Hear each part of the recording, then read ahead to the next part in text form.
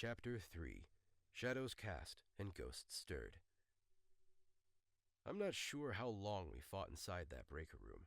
The cries of the rust-covered abominations mixed with the cries of infants and the rattling grates above us, the endless ringing of blades against warped flesh and jagged weapons. The noise should have been unbearable. But the exotic cocktail burning through my veins dulled the chaos, turning it into a smoldering beat that I could march to. Amid the battle, I began to see the sickening details of our surroundings. The crude decorations of flesh, the blood that painted the room in hues like dark oil, thick, viscous, almost black. Somehow, despite all the noise and violence, the small war came to an end. Just as sudden as those blades had torn through me before the rangers saved me, the silence arrived in a rush, almost unsettling in its completeness. The danger of these bunkers had been underplayed. Succor and their show were nothing but a veil of lies for ratings and shock value. There were no inspiring speeches, no prayers to lift us to greatness. There was just exhaustion, the raw relief of survival. We tended to our wounds in the quiet aftermath. Bandages soaked up dark blood, blades were wiped clean, and trembling hands checked half-empty magazines. I tucked my journal and pen into their leather pack at my side and moved to cover the doorway. The others moved more slowly, each one focusing on simple things: tying cloth, counting rounds, breathing. "Hey, has anyone got some of that jerky left?" I heard Ivo call out, his voice muffled as he tried to tie a bandage around his forearm. His face was smeared with grime, but there was still that glint of mischief in his eyes. "I swear, there's nothing quite like battle to get the old tummy grumbling." "If your stomach growls any louder, it's gonna bring unwanted guests," replied Kendra, her lips twitching into a half-smile as she adjusted her shoulder strap. "So here, take this before you pass out as well, and we have to drag your ass out of here, if we feel like it."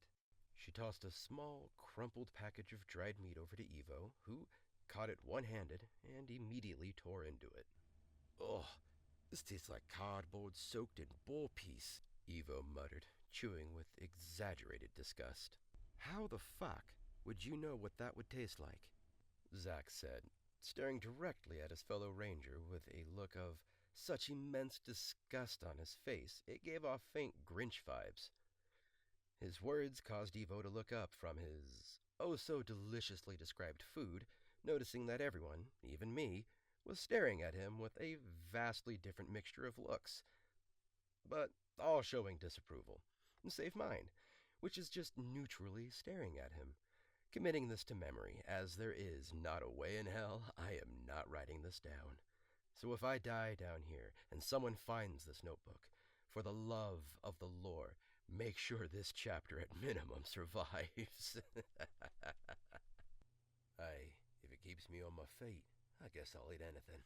Ivo shrugged, stuffing another chunk of boar piss-flavored jerky into his mouth. He then turned to Zak, who went back to cleaning its blade, with a focus that seemed almost meditative. "What about you, Zak? You ever think about eating something that isn't wrapped in grease and despair?" Zak paused, glancing up from his blade with a raised eyebrow. "I think about it all the time, Ivo. But then I look around, see this lovely decor," he gestured broadly at the grim surroundings, "and decide that maybe grease and despair are exactly what this place calls for." A chuckle rippled through the group, the laughter soft but genuine. It felt almost out of place here, surrounded by death and darkness, but perhaps that made it all the more necessary. Kendra shook her head, her grin widening. "Just remember, no one better be complaining when we get out of here. First round's on V, right?" "You know it," Ivo said, dapping his chest with a bloody finger. "Assuming we get out of here in one piece, I'll buy everyone the biggest, greasiest feast money can buy. After Victoria's first run of pints, of course." Once I heard Victoria's loud, whispered protests to not remembering volunteering for anything of the sort, and their hushed little arguments faded from my hearing and focus, I returned my attention back out the door. Beyond the doorway, the corridor was dark, a yawning stretch of shadow that gave off an ominous, unwelcoming air.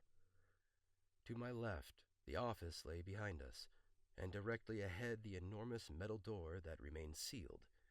The air was heavy with moisture, choking and thick, and the crates that lined the corridor were rotting from it, their once sturdy wooden frames sagging with decay. Further down the hall, I thought I could see another door to the left, its outline barely visible in the dark, just a faint impression amidst the shadows. The flickering light above seemed ready to give out at any second, casting dancing shadows that played tricks on the eye, shapes that seemed to move everywhere when you weren't looking directly at them.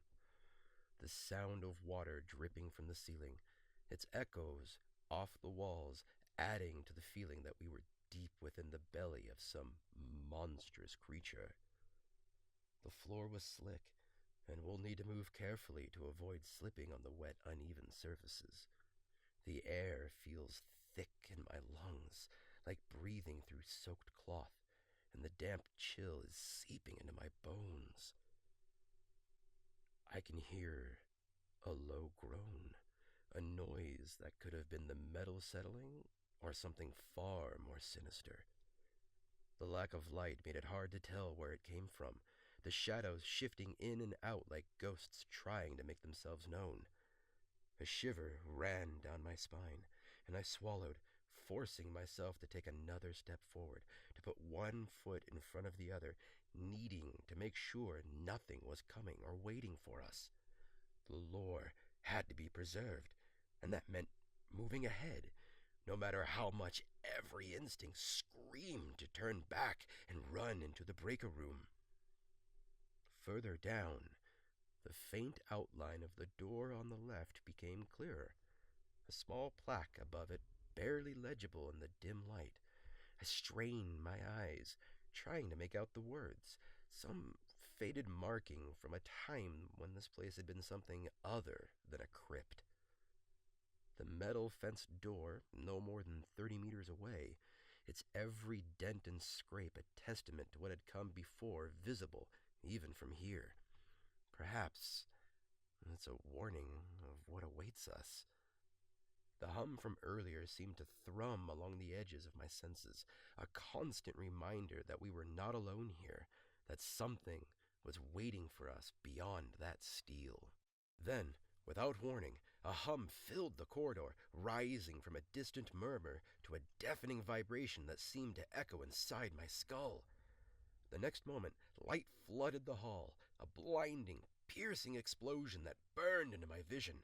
My eyes snapped shut, lids forced closed as I reeled back, temporarily blinded. The pain was immediate and fierce, as though the sun itself had dropped from the sky to take up residence in my brain. It took every ounce of self-control I had not to cry out, my hands pressing against my face in a vain attempt to ease the searing pain. It was a harsh reminder of how fragile I was, how the stress, adrenaline, and fear of this place had punished me far beyond my limits. The exhaustion settled deep in my bones, and I knew it would cling to me until I found a way out of this nightmare. I was going to leave this place, because I had to. The lore I carried mattered, and it would not end here. I could not afford to fall again. Slowly, my vision returned. Spots danced in the corners of my eyes, ghostly shapes that refused to fade entirely, but I blinked them away and turned to see the others behind me. They were more than shadows now, their forms becoming sharper in the flickering pale light of the corridor.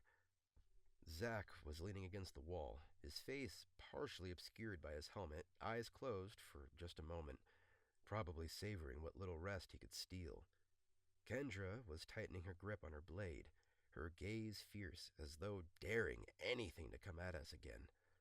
Evo, for all his bravado, had a grim determination painted on his face. His eyes and his hands were still shaking slightly as he started to sheath his blade. The corridor stretched ahead of us, the weight of the air oppressive.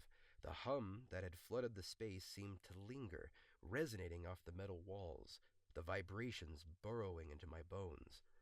It felt alive, like the bunker itself was watching us, feeling our movements, waiting for us to make the next mistake.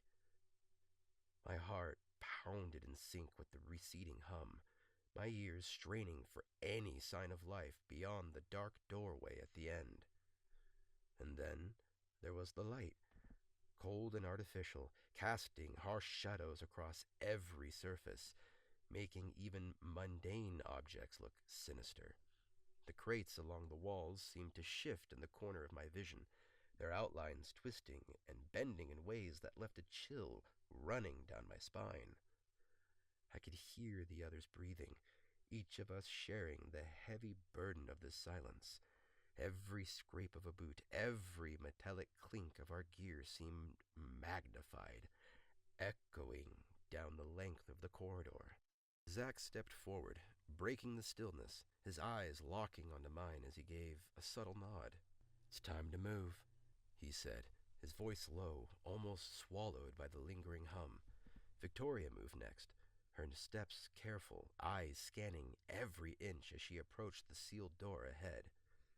Ranger Evo caught my eye, and the grin he gave me was tired but genuine. "Let's hope whatever's behind door number 1 is friendlier than the last," he quipped, though the tension in his voice betrayed the joke. He placed a hand on my shoulder, and I felt the warmth of his touch through the cold, damp air. The fenced gate ahead loomed larger with each step we took, the metal surface scarred and battered, bearing witness to the violence of the past. As we approached, I could feel a growing sense of unease, a feeling that whatever waited beyond would test us in ways we weren't ready for. But we keep moving, because stopping means letting the fear win, and we are far from done fighting. I exhaled slowly, nocking another arrow, the familiar weight of the bow settling into my hand. I would protect them, no matter what lay ahead, no matter the darkness or the light that threatened to blind me. We will move forward, together.